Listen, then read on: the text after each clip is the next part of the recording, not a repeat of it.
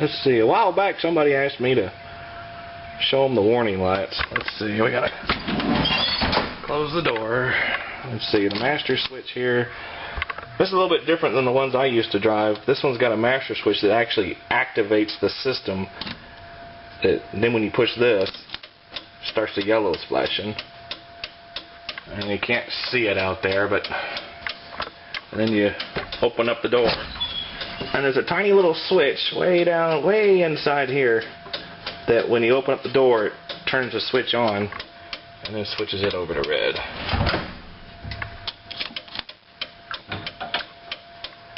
And this has got a set of relay switches in there that you got one relay for the yellow, one for the red, then there's one for the emergency reds, which this doesn't actually have a switch for it. I guess it did at one point. And then there's a fourth relay that actually does the switching between yellow and red.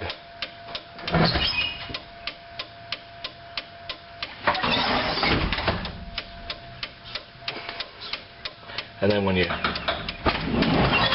close the door, shuts it off. Now we'll do another view outside.